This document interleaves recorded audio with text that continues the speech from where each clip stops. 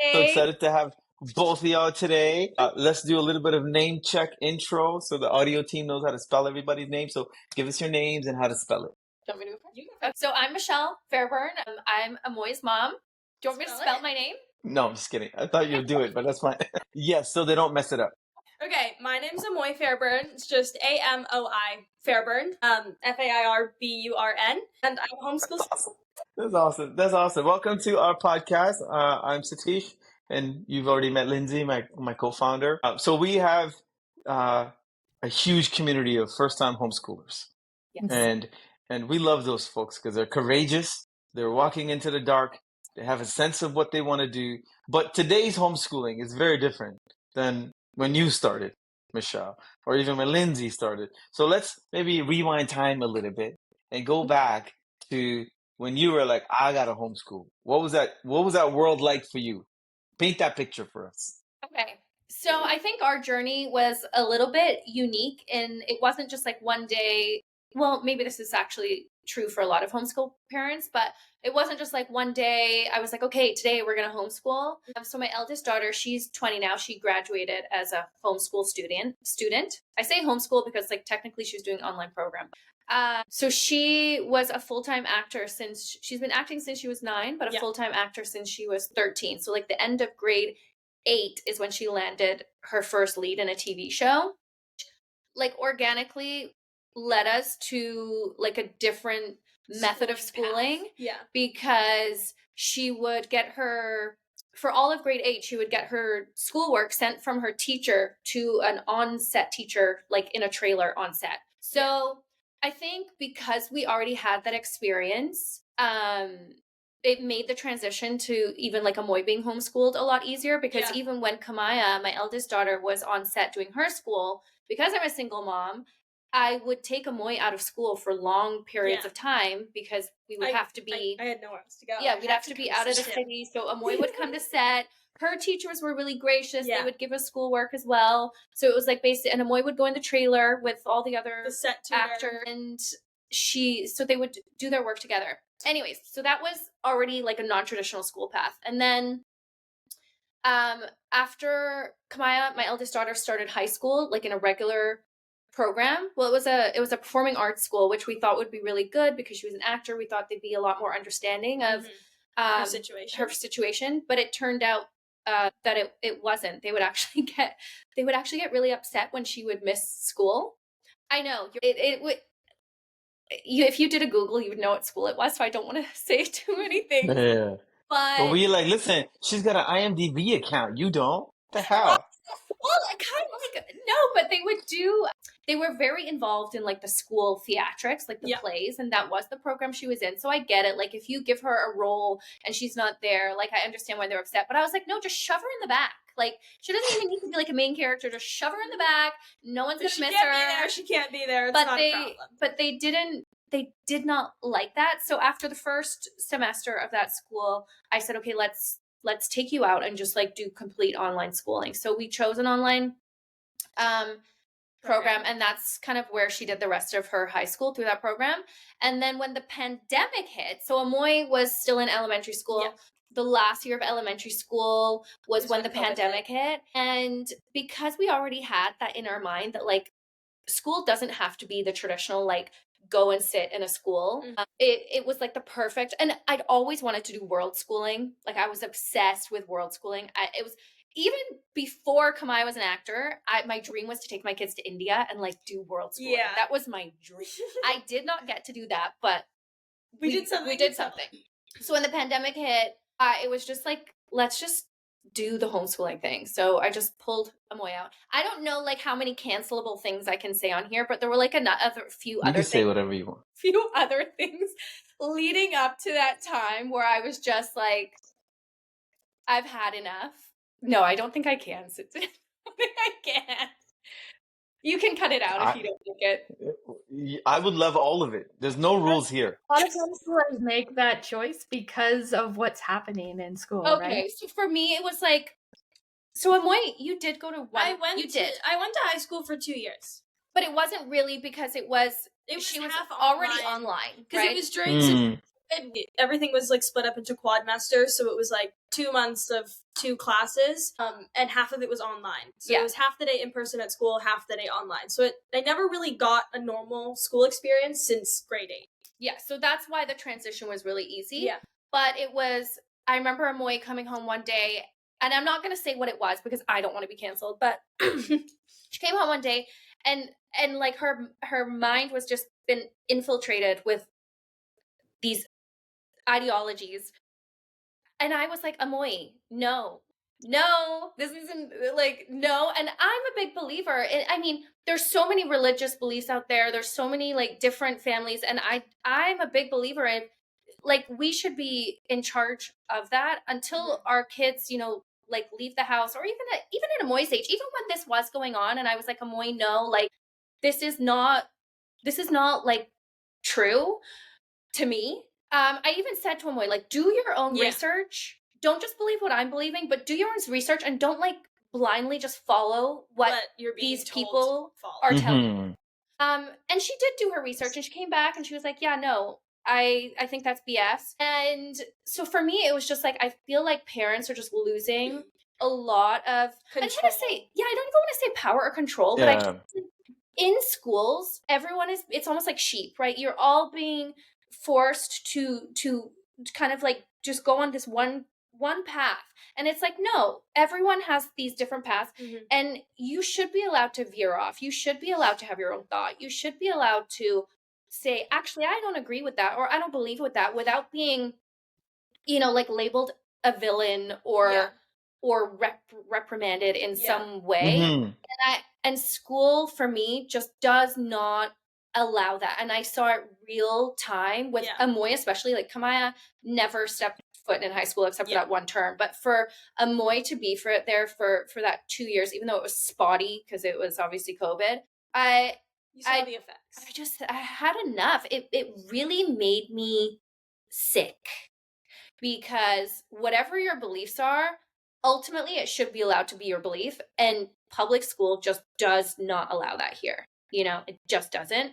So anyways, all that to say, you had an aha moment, you know. It was, and for a lot of our customers, there's a lot of different ways to like sort of word it. Like, one thing I think about all the time is how do kids develop critical thinking? Right? Yes. Critical thinking needs space to question stuff and have a difference of opinion, and being able to argue with an adult your viewpoint. And I find, especially with my son at grade 5, like, he's already determined that his voice is no longer useful because the teacher is like the supreme. If I can't get approved to go to the bathroom, how can he listen to my opinion? That's sort of what he says, right? Amoi, you just said that the other day. You were like, you said like, like, Mom, like you always told me that if I don't agree with something, I should vocalize it. And I did. The teacher, and she did. All throughout high school, I did, and it may have got me in a little bit of trouble, but my mom told me always to stick with my beliefs. Like, don't be rude. I was never rude, but it's just, if I believe that an adult is being not nice to me and deciding to treat me a certain way just because I'm a student and I'm a kid and I don't agree with that, I'm gonna voice my opinion. Like, and I always did. Yeah. I just want to say, Lindsey, now I figured it out. Just like Amoi is like Michelle, Grace is just like you. Now we know where Grace is now getting the rebellion attitude. Because you boss moms, your boss moms are empowering your young girls to take over the world. Yeah, I mean, my daughter's had a similar experience. She just transitioned to public school this year, she did kindergarten, but so really having never been in public school. What grade did she go into now? 7. Okay. In grade 7. And she's had a couple like confrontations with her teacher where she will argue with him, and she's not being rude, but she's just standing up for herself. But that's very like shocking behavior to the teacher. Yes. You know, as their expectation is that when I say sit down and shut up, you will sit down and shut up. And all the other kids do it because they've been brought up through the system, right? You know, and she'll say, that's not fair. And her friends will be like, well, what are you going to do? You know, like, they've been taught all their lives that because they are children, they're powerless. Yes. That doesn't so they don't speak up. Yeah. And like the whole, I mean, we invented school in the 1800s for the Industrial Revolution to create factory workers, not to create like creatives and visionaries and entrepreneurs. It was designed to create people who conform and follow the rules. Yeah. So, and we just have like cultivated the culture where the kids are, and I understand how it works because the only way you can have a single adult manage 30 tiny individual people with their own thoughts and ideas is to create this power arc, right? Yeah. Yes. So that's what they do, and that's how they're all raised all through it. And then, you know, then Grace appears in 7th grade having not been trained that she has no voice because she's a child. Yeah. And now she's like a rebel rouser. It's like she's not. She just like expects to be able to have an opinion and be able to express that opinion. Yeah. Yeah. How does she feel then? Does she want to stay? She is enjoying school for the most part. Yeah. She was not prepared for the drama that is middle school Mean Girls. Yeah. Yes. Because she's never interacted with people who behave that way. And that's not because she doesn't have any social interaction. She lots of socializing as a homeschooler. Yeah. But it's been an interesting transition. Yeah, we actually talk about that a lot as well. Is like, well, you can speak to this, but like even middle school, high school, elementary school, it's getting younger and younger. It's cool to be cliquey, mean, rude, like rebellious, Even getting bad grades, drugs, promiscuity. All these things are like cultivated to be like they're just like they grow, and like if you don't want to do that, you're not cool anymore. And it's like obviously as soon as you leave high school you realize, oh wait, that was bullshit, right? But in high school and middle school, it's, I don't know, it's this weird culture, and I don't get it, because, and you can speak to that because now that you're not in it, you speak about that a lot. I do, yeah. I find that, like, me personally, like, in middle school, I had a really good middle school experience. You did. For my, like, last 3 years. It was incredible. I went to the best school. But even before that, Until COVID. Yeah, until COVID. Speaking on the fact that, like with the hierarchy with, like, teachers thinking that, like, and, like, students thinking that they can't speak up. Like, in grade 5, I had my principal tell me that I was not smart. He literally looked at me and he said, he, like, started yelling at me. No, it was because Amoi spoke up, and he basically told her, like, you think because you're speaking up, like, basically, you're small, I'm big, you know, that whole Matilda. Like, in Matilda, he basically said that to me, and I bawled my eyes out, and he wouldn't let me call my mom, so I had to sneak to the phones to call my mom so that I could get her to come pick me up. What? Hyperventilating, crying. And so, like, even in that, like, it starts there where, like, kids genuinely think that they cannot speak to their teachers, and then going into high school, it's just like the clickiness that we're talking about, and like just like feeling like you have to fit in somewhere, and if you don't fit in somewhere, like, you have no life. And like, I even have friends, like, all my friends that I have still go to school, and they'll all tell me, like, oh, if I leave this friend group, I have no one. And I always tell them, I'm like, then have no one. Like, literally. But people, like, they're so stuck in this world of school, and that there's nothing outside of it, and they think that, like, even me, when I went to school, I dealt with really, really bad anxiety. Like, that was my biggest battle in high school. Like, I would literally, like, nearly puke in the morning before going to school because I was so anxious. I was not able to walk through the halls without calling my sister so that it looked like I was talking to someone. And, like, now that I'm out of that, I look at my friends and I'm like, walk through the hall alone. Don't have a single friend. Like, it just doesn't make sense. So the $1 million question we get asked all the time, or at least me anyways, because I don't homeschool, is what happened to socialization? Your kid's going to be all alone at home with no friends, and they're going to be forever without any social skills. And clearly, Amoi, you don't look like you have a social skill issue. Why is that? Why aren't you, what they say? Why aren't you weird? What's happening? I actually ask that a lot as well. Whenever I tell people that I'm homeschooled, they're like, oh, so you have no friends? Or they, like, think I, like, live on a farm. And I'm like, guys, I live in the city. Like, I'm not some weirdo that, like, talks to animals or something. Even if I did, that wouldn't be an issue.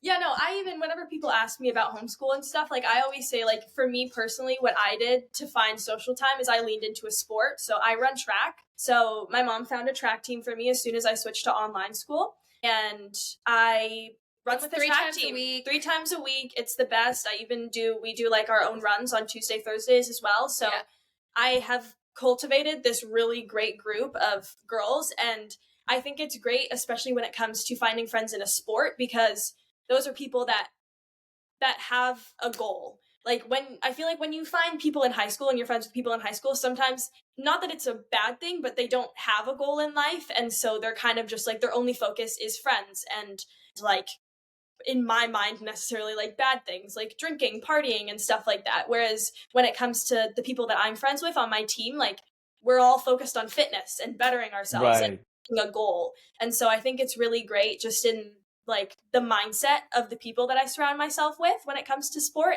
Yeah, so that's how I found No, I like that. And as you were talking, I was just reminiscing on my own kid's journey. And you know, it's interesting because we always think like because we put 30 kids in a classroom that they're going to become friends and they're going to be best friends and they're all going to have something that they love. And I'm realizing that it's actually the opposite, because we put them in a classroom and they're forced to be friends because there's no other interaction, even if they don't like each other or they're being mean. But then what you're doing, or what, you know, Lindsey's doing is building the friend groups around common passion. Yes. You know, you're into horses, we're going to do that. You're into games, you're into running. So then those friendships are deeper with purpose, which I think people don't appreciate. Like, and why do you need 30 friends, yo? Jeez.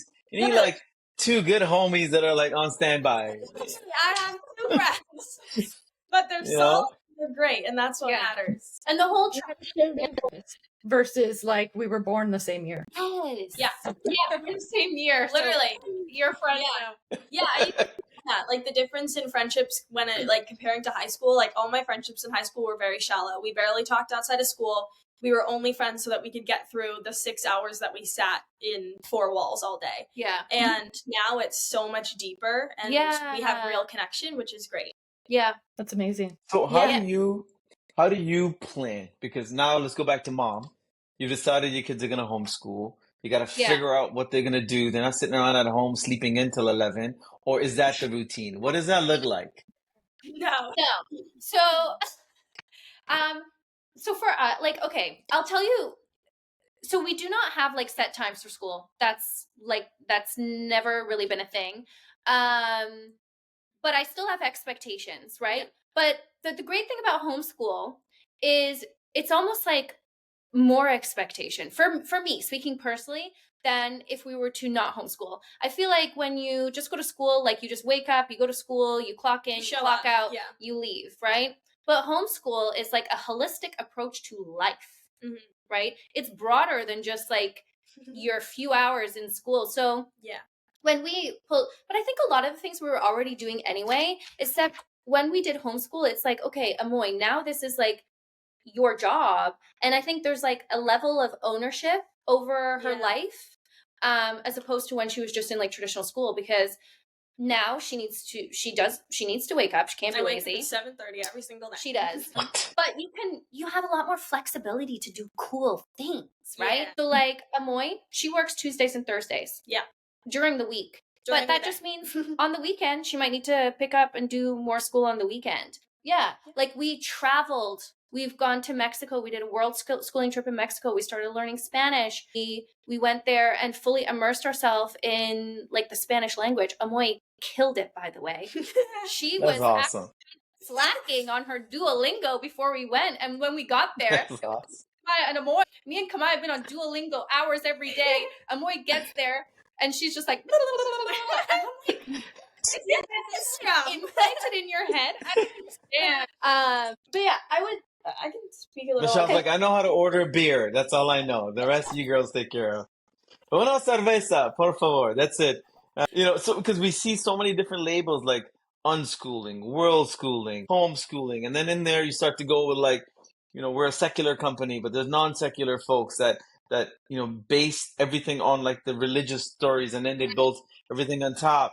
And so, when there's so many options, I think about like, how do you as a parent have a vision? Because before the child could experience homeschooling, Yeah. The parent has to have a vision about what that means for them and some of the things that like is different for them, right? And so, you know, to offer the kids the ability to experience a different type of lifestyle, Yeah. what are the things that you needed to sort of give up? Well, I mean, I feel like again, like our story is a little bit different just because we didn't have like this regular life before, right? Yeah. With Kamaia's career as an actor, like our life has always been a little bit untraditional. So I think that was like I don't know, I think it made the transition easier for us because it's not like we had these ideology of like what school is supposed to be, what our days are supposed to look like, just because we were traveling circus for so long for Kamaia's career that I don't even necessarily think I had a plan.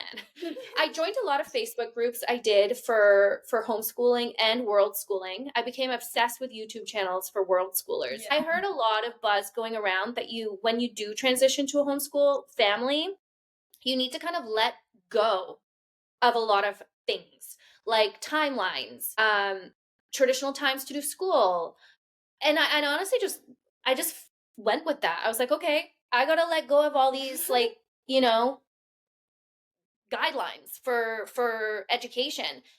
And I did. I just kind of like, I was like, let's just get rid of those. But for me, it was, I knew the power of homeschool. Like, even if you look at, like Silicon Valley kids, like I'm a YouTube junkie, I'm a social media junkie. Like I watched all the videos of the people with doing like non-traditional schooling. And I knew that you could get such a higher form of education through other things other than sitting in those walls. So for me, I knew that I wanted to do the world schooling thing.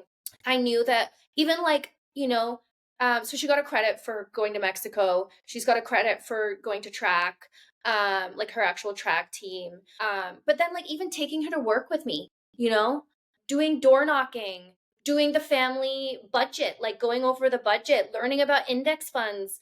Like I can't even like there's so many things that Amoi, even talking to adults. I will tell you one thing. So when Amoi's friends come over, I love them. I do. I love most of them. But like a lot of the times when her peers come over, because Kamaia and Amoi, they've already had that environment where they've had to speak for adults for so long because of Kamaia's career, right? Mm-hmm. They actually know how to speak to adults. But when Amoi's peers come over, I forget what normal kids and teenagers, not normal, right? Don't know how to speak to adults. And I take it as they're rude. I'm like, oh my, who's Amoi coming to our house? Why are they so rude? Like, they don't make eye contact. They don't know how to speak. They don't know how to hold a conversation. And I'm like, are these kids rude? And then I clock in and I'm like, no, they just aren't like socialized because like you said, Lindsey, in school, they're just reverse socialization. Yes. To just shut up. And they shut down when it's an adult speaking to them. They don't know how to do it. So yeah, I mean, in support of homeschool, like these people think like, oh, your kids are going to miss out on socialization not being in school. But like, imagine how hard that transition is if you're in actual school and then you're supposed to be in university to go to the workforce. Like we see it all the time with the Gen Zers now that they're growing up. They literally don't know how to function without being told what to do. It's crazy. So I don't even remember what my That's very interesting. No, I think it's an interesting reverse because a lot of parents, like I look at my kids, like thankfully from day zero, Layla's been on stage with me. Yeah. And she's been exposed to something different. But, you know, Shaquille is 6 years different, but he's a completely different Bala. I'm like, how are you so shy? Like, you know, why do you take an hour and a half to warm up to other humans? Like, Layla and I walk into a room, everybody knows we're there, but it's the same kid. And I was like, same ecosystem, same everything. And so when I think about like, you know, impact the kids, they learn from watching more than anything, right?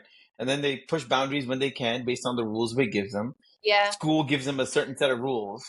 Yeah. And I see how ingrained they become in that rule, and then they don't know how to break out of it. Everything is like, no, I can't do that. I can't do that because Mr. Brown, because this, because that.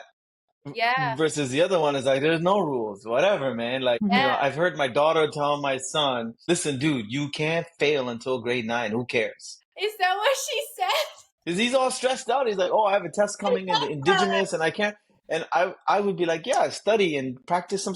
And she'll literally pull him over to the side by the hallway and be like, bro, you can't fail until grade 9. Doesn't matter. Doesn't matter. Oh, I love that he has that support.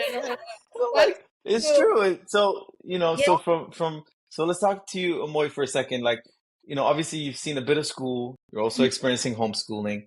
Yes. If you could be the prime minister of a homeschooling movement, what would you like to see change a little bit? What's missing? What more should happen, you think? In like, what do you, I like in like in-person Like, school? if you can wave a hand, like, would you like it where I'm homeschooling, but I can sign up for the girls' track team in a local high school? Because Do that even if I don't attend there, why Yeah. can't they do that? Like, Yeah. I always think, because parents create this divisive world. I'm a homeschooler and I'm a public school, but the kids don't know the difference. They're all just kids trying to grow up. But like, if we can connect some bridges and build a new world, what would that look like? Yeah, I would say that, like, me personally, when I look at like in-person school and homeschool, I agree. Like, I wish that there was bridges that we could make, because I think that, like, me personally, the switch from in-person school to homeschool was slightly isolating for me at first, just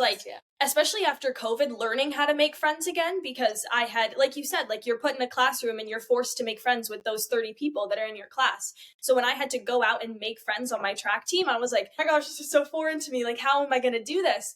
And so I would say, like, yeah, like we had friends that their kids were in like a pod and for homeschool, and so like it was like homeschool, but they had other kids that they were doing it with. Yeah. And so I would say, like, and like even like the track team thing, like in the US, like they allow you to, even if you're a homeschool student, join track teams in high schools. And so I would say just like communities, like homeschool communities, where just like you're surrounded. They lack for tea. Yeah, they definitely do. And just like being around people that are like-minded and have the same views, as like, you can't only learn things in a classroom, and that you can learn things beyond, and like going on trips. Like, I've learned so much more, I feel like, personally in life from traveling. Like, I even went to Italy with a program with like 40 other students. And I got it, and I learned so much. Just like it was a cool trip. It was a really cool trip. It was the best time of my life. I really enjoyed it. But like, you can learn so much from just talking to people.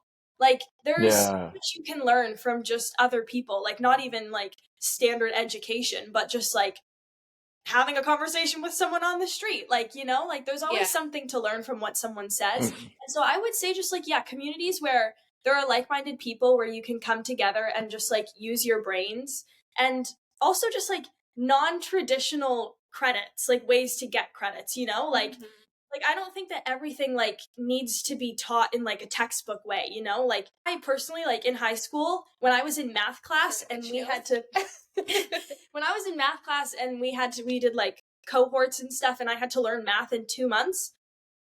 Horrible. I don't learn that quickly. Like, me personally, I just can't learn that quick. And I remember I looked at my math teacher and I said, like, can we spend 1 more week on this unit, or even like 2 days on this unit? Like, I'm really struggling. Like, I don't understand it. She said, no, it's moving this fast. This is it. Yeah. And I'm like, how am I supposed to sit in the classroom with 30 other students and they're all getting it and I'm not, but I have to be penalized? Yeah. So you're always man. Case, right? Yeah.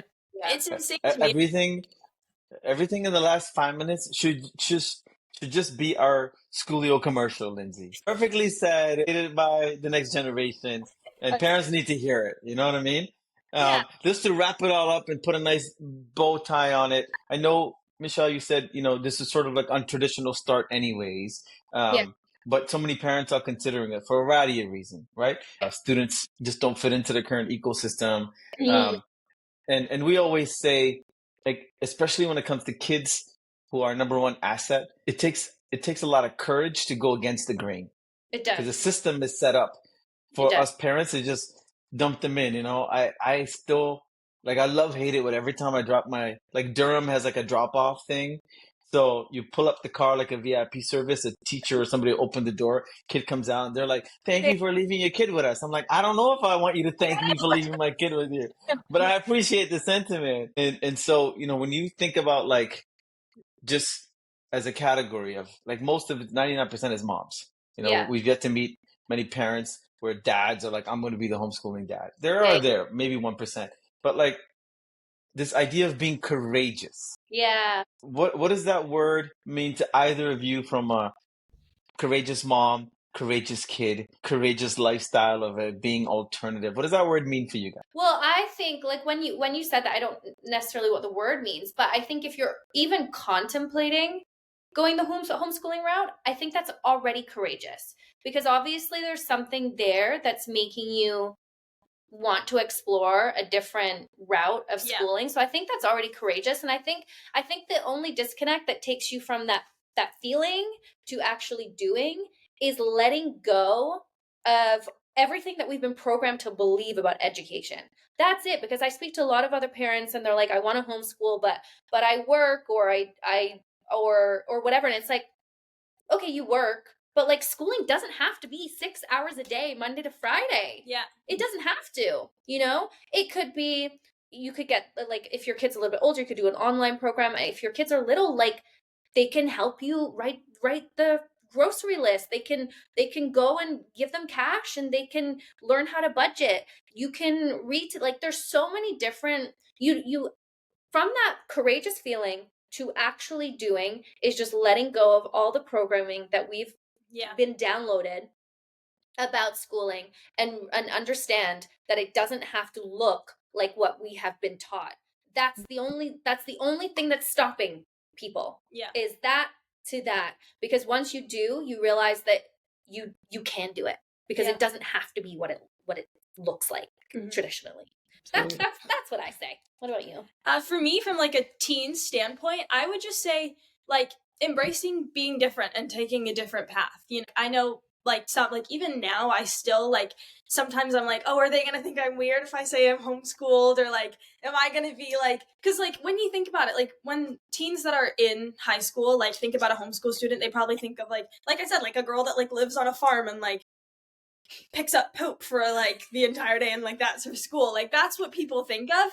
And so it's just like learning how to have this confidence of like, I have this belief and I know that normal or not normal, traditional school is not the way for me. And so I'm going to confidently say, yeah, I'm homeschooled. I love it. I'm learning a lot of great skills that I can't learn in a classroom and that you can't learn in a classroom. And just also like having the courage to explain it to people and be like, yeah, like I've learned so many great life skills. I know how to, like Mama said, like talk to adults. I've traveled. I've seen a lot more of the world than a lot of people and learned so many great things. And like just being confident in that, you know? Yeah. I love that. I love that. So well said. Lindsey, over to you for last comments. No, I think it's awesome that you guys have. I can feel your relationship as well, and I think that that's a big part of homeschooling, right? When we're talking about like the culture of school, one of the big parts of the culture of public school is that adults are bad, right? Teacher's pet, mama's boy. Like having a good relationship with your parents is like the nerdiest thing you can do, right? And it gives kids like no safety net of home life. So, but I can feel like that relationship and that bond that you guys have, which like, you attribute that to homeschooling as well? I would say 100%. Yeah. I would. It's been really great. And also just like allows conversation that maybe is not typical, right? Like me and Amoi, like we're in the talks of starting a business together. It's mainly going to be Amoi's business. I'm going to support it. And like, so we talk about cool real estate. Like we talk about a lot. A lot of our conversation is real estate. I swear, like over dinner, we're talking about like the housing market. What 17-year-olds talking about the housing market with their mom, not only that, like I think like you said, like in school it cultivates this idea that you need to not like your parent. But I don't know if it's necessarily because of homeschool, although if I look at the timeline, maybe it is. But we have a really great communication style. We just did a TikTok live last night actually, and people were asking about that. But like Amoi knows how to express her feelings. Like she'll or if something doesn't agree with her and she's like, actually mom, like I think you're being like too strict or like something, right? She feels comfortable enough to actually say that. So yeah, I think that helps. And then also, I mean, like, this tying it into homeschool, like, just, like, deadlines and stuff with school, and, like, sometimes maybe mom won't understand, like, I'm really struggling with this, like, right now I won't be able to meet this deadline, and, like, even with school, like, I would be so anxious to, like, ask my teacher for an extension on a project or something, but I look at mama and I'm just like, yeah, I need another day to complete this assignment, and she's like, yeah, okay, as long as you get it done, like, you know? So it's just, that open line of communication is really great. Yeah. It's amazing, yo. Such a great conversation. So much nuggets in here. We're going to end the official podcast and keep talking. Thank you guys for joining today. And we'll put all the links for Michelle and the TikTok account and Amoi and Kamaia and everybody, because you guys are cool fam that people should follow. Thank you so much. This was fun. This is our first podcast. Yeah, this was a lot of fun. You guys did fantastic, man. It's officially now like recorded. Okay, cool. We'll just keep it running, but like this is awesome because so much of what we try to do is just like you said, go from like I want to do it, I'm so nervous, and then they're gonna do it anyways because once the calling comes, it's not gonna disappear. You know, so you're gonna do it anyway. So, you know, we've been looking at like how many different types of lifestyle is there, and you know, and even our customer base. I'm like, who are you people? And if I can interview all 7,000 of you, we would. Like that'll be a great documentary in itself, you know. And so this is great, guys. Thank you for joining. Or the majority of your people. Canada is still number one because that's where we started. But U.S. is fast growing just due to size. But, you know, we have our for-profit business, which is Schoolio, but we launched the foundation now. And the foundation is focusing on the other 700 million kids that have no access to education. That's globally. Is it education? Is that what you're doing? Yeah. So essentially what we do on that side is we work with partners that are solving this educational crisis of human right access. And we provide them with all the resources. And so kind of like Duolingo, where the paying customers allow us to reach the folks that can't afford it. You know? So we just signed up Sarah Ferguson, the Duchess of York, to lead the foundation into the other part. Yeah. So now we're like one phone call away from the king. Not bad for a little kid from Scarborough. You know, so through her, we're like, okay, how do we get to Africa? And how do we, like, Africa is going through a really interesting change in their trajectory, because in 2025, Africa will be the largest population of teenagers globally. But it's the largest population of teenagers with no opportunities in life. Yeah. So where's all that energy going to go? Yeah. There's no plan, right? They have no further education. There's no entrepreneurship. There's nothing. And so how do we support, you know? And so as much as like Lindsey and I love the fact that we have a for-profit business, thousands of moms decide to use us for homeschooling. The real work is the 700 million kids that have no champions. I think that's what we're really excited about, to go out to there, to go. Because in North America, it's still a privilege. Like you said, you know, like my son is like, he doesn't give a shit until grade 9. Yeah. Because he's like, yo, what, like whether I get A+ or B- or C-, like it's a vanity number. Who cares about it? Yeah. Right? He already figured it out. Fucking 10 years old. Yeah, I said the F word. Sorry, Amoi. One of our turning moments when we decided to homeschool was my son was in 2nd grade, and he had to do a social studies project where they like looked at different cultures and how it was different from their life. And they're only grade 2, so it was very simple. But he had to compare kids in Afghanistan to his life. Yeah. And they had to do like food, clothing, you know, environment, education. And under education, he put only boys go to school, girls are not allowed. And then in brackets, he put lucky. And that was like I'm a teacher, I've been an educator my whole life.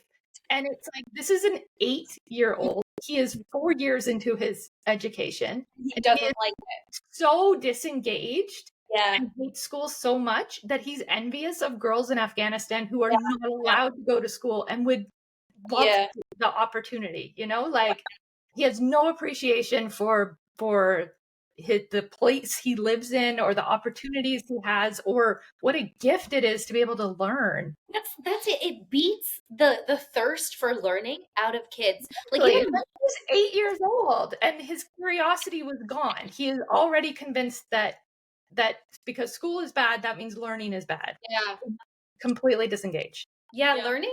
Yeah, my grades after switching to homeschool shot up because the environment of school just does not cultivate your brain. Even like your brain's not even on. I was on autopilot every time I was in school. Yep. Yeah. No, and just to, in case the full video ever leaks, just to close it all off from a non-homeschooling parent, the model works if you ignore a bunch of stuff that you should care about. I don't care about their grades. I don't care about the school's purpose and their growth. It's simply daycare for us with a bonus of like some friends and some trips. Yeah. That's it. But if I take it any more serious than that, it's horrible. Yep. Right? And so I think what we're trying to do at least is to show people now we have options for your kids. If you feel like option A is not good, you don't have to try to change option A. It doesn't want to change. It's a giant oil tanker that's no purpose of changing. Because there's still people like me and new immigrants and a whole model that's like dumping our kids into the school system. It's not supposed to change.